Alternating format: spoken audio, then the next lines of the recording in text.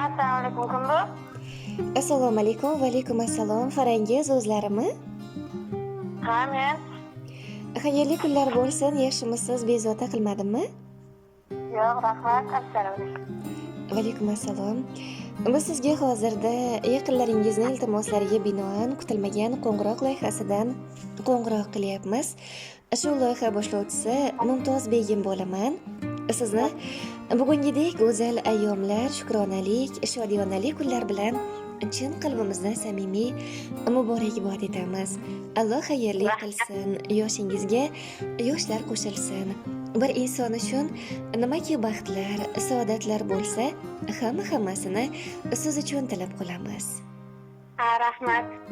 Rahmat.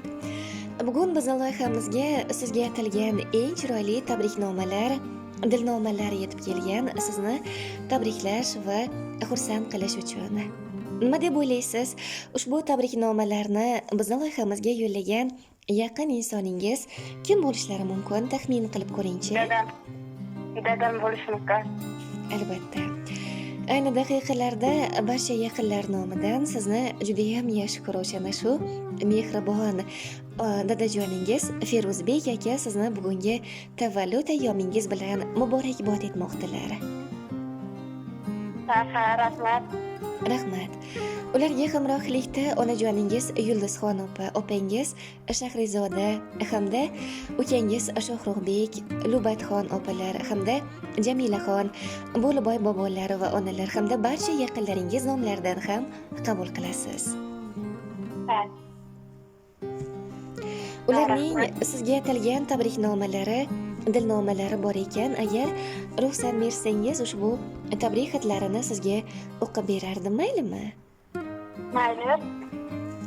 Rahmat kattakon, marhamat, qabul qiling. Assalomu alaykum bizning dilbandimiz. Ko'zimning oq oqrasi, yuragimning bir parchasi, jonim qizim. Tavallud ayyoming bilan chin qalbimdan tabriklayman. Allohimga behisob shukrlar bo'lsinki, sendek farzandni menga tuhfa etgan uchun. Baxting o'zingdek chiroyli bo'lsin. Beg'ubor qalbingda doimo huzur halovat, go'zal yuzingda har on tabassum bo'lsin. Dunyodagi jamiki ezguliklar, quvonch va shodliklar, baxtlar senga hamroh bo'lsin. Hamisha har yerda yuzing yorug' bo'lsin.